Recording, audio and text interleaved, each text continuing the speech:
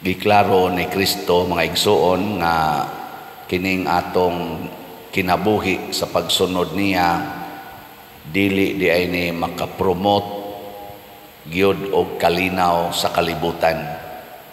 Ngunang di ta mangandoy og kalinaw dinhis kalibutan. Unsa may atong pangandoyon nga makamaotang mudawat sa kagubot dinhis kalibutan nya malinaw tang muatubang sa mga kagubot, kasakit ug kamatayon. So ang Tinuod di ay kalinaw na agyod sa atong pagsunod sa Ginoo. Munang niingon siya, mahigugma gani mo sa inyong isig katao bisan pas inyong mga sakop sa panimalay, labaw kanako, di mo angay nako. Niya ang magpakamatay para nako, mabuhi para nako.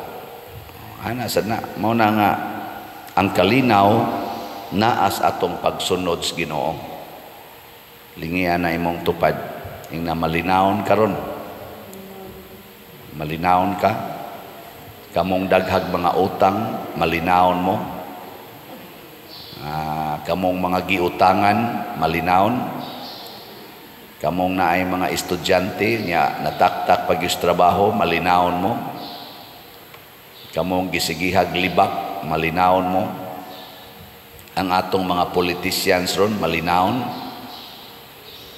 Si President Donald Trump ba, o former President Donald Trump sa Amerika, gipusil na igong dunggan pati sang hingigua atong kuana katong snipera kay wa man kaigo sa agtang ang dunggan magigiigo magyud kay ito siya mo na inana ba malinawon baron ang Amerika tungod aning attempt of assassinating sa usa sa mga kandidato sa pagka-presidente sa ilang umaabot nga eleksyon.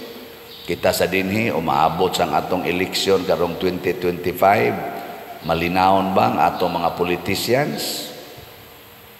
Kung gasunod kas Ginoo, malinawon ka kanunay, pero nagsunod kas imong gusto og sa kalibutanong mga butang, wa gyud kapuslanan ang kinabuhi. Una diri sa atong unang pagbasa, ang mga pag-ampo, ang mga halad sa mga tao giingnan nas Ginoo, wa nako ganahi, wa nako lami, giluod nako anak inyong gibuhat. Nganuman kay ang inyong kamot na puno sa dugo. Pasabot kung atong paharion ang sala sa atong kinabuhi, wa gyud kalinaw kay ang Ginoo di naman mohatag nato sa iyang grasyas kalinaw. Grasya man gud ning kalinaw, dili man ni nato mugna gikan ni sa gasa nis Ginoo ang kalinaw. Nya kinsa may hatagan niya niini ang mga nagsunod kaniya. Mao ni sila si Saint Bonaventure, sila si Saint Francis, San Vicente Ferrer ug uban pang mga santos nakatagamtam sila niani. Kay matud pamanggod sa atong tubag sa Salmo, sa atong tubag sa matarong akong pakita ang makaluluwas nga gahom sa Dios. O kinsa maning matarong kanang nagsunod sa balaod sa Ginoo. Kinsa ninyo dinhi ang musunod anang moingon ang Ginoo, kung tamparoson imong pikas aping, ipatamparos lang sang pikas ta sa kamot. Wa na mo'y kalinaw. Kinsay mo sunod anang giingon sa Ginoo, ibaligya ang tanan mong katigayunan ug ang halin ihatag ngadto sa mga kabos ta sa kamot. Gihapon. Kinsay mosunod dinhi nga moingon ang Ginoo, pasudla sa inyong balay kadtong mga way balay ta sa kamot. Wa ayo. Kamo dihang mga online parishioners unsa man say inyong tubag. Kinsay mo sugot ninyo dinhi og mosunod sa sugos Ginoong nag-ingon pasaylo alag kapituan kapito ang nakasa nimo. Ta sa kamot. Sa maning klasihas na nimba in tao. Mo na ang Ginoo basig wa na sad siya lami sa atong pagsigig simba. Oh, panahon ra ba ni Moises paisahon gyud kamot ang mga tao pasinggiton pa aron lang gyud mo pakita nga anha sila sa Ginoo. Kamo hilom kay mo diha wa gyud mo itingog. Okay, last chance na lang ni. Kinsay mo sunod sa Ginoo ta sa kamot. Ayo og mga pungkol mo, pungkol gyud mo gyud na mo isa kanarabang inyong kanirabang atong kamot hinatag ra ba ni Ginoo nya di na to iisa para niya. Grabiha god ka daw sa nato bisan alas pag-isa sa kamot mao na di ta maghuwat nga moingon sa dang Ginoo mura mog Sodoma ug Gomora giluod na ko ninyo di ta maghuwat ana unsa may yang giingon panghugas na mo sa inyong mga dugo mga kamot nga dugo nga naidugo unsaon man paghugas matud pa niya diri hunong na sa pagbuhat og dautan buhata ang maayo patunhaya ang hustisya tabangi ang mga dinaog-daog panalipdi ang mga ilo labani ang mga byuda sabot unahon na nato paghigugma ang labing ubos. Mao na nga mohangyo tako sa ato mga officers, opisyalis atong nasod at timanon gid unta ang huna-hunaon gid unta nila mao ang atong mga kaigsuonan nga labing ubos. Nya hutdon unta nato og gasto ang atong pundo sa atong nasod aron pagtabang sa labing timawa natong mga kaigsuonan dili anang mga pagkaon nga porting mahala nga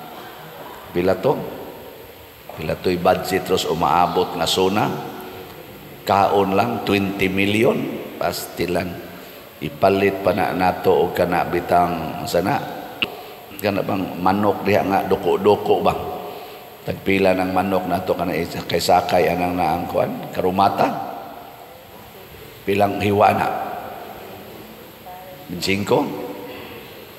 ipalit pa na ana nya parisag mga tagurha ka bukpuso o usa ka mineral water gamay ipanghatag natos mga way gikaon kanang 20 million sobra na siguro na sa mga abot na siguro ng dool-dool 500,000 katao ang mapakaon or more than 500,000 ka mga wa gikaon ba kaysa ang mga purti ng daghanag pagkaon gaawas-awas ang pagkaon sa ilang lamisa mao pagay mo budget og ingon anak kadako para lang sa ilang kaon-kaon anang panahon anang magstorya-istorya kunuhay bahin sa mga kaayuhan sa atong nasod nga tuwa dito'y nagsigig kabkab og basura nga mga Pilipino para makapamahaw makapaniudto kaon anang mga panos kaayo nga mga nagbilin nga mga unod-unod diha anang linabay nga mga basura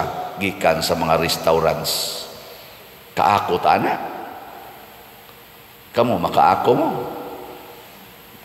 makaako san mo magtan-aw ang atong mga contractors gihuman ang atong kumbento nya wa pa mahuman natog bayad papalit na mo slat ana ba sige ka diag tigom sa imong kwarta sudo nga nang imong kwarta nga daghan na kaayo di jud ka kahatag og 500 pesos para lang sa SBF dag nato di jud ka spare anang imong niabot naman naghapit naman na mo 20,000 imong kwarta di jud ka kakuha diag usal lang ka 1,000 para ipalit og MMHD para ni Mama Mary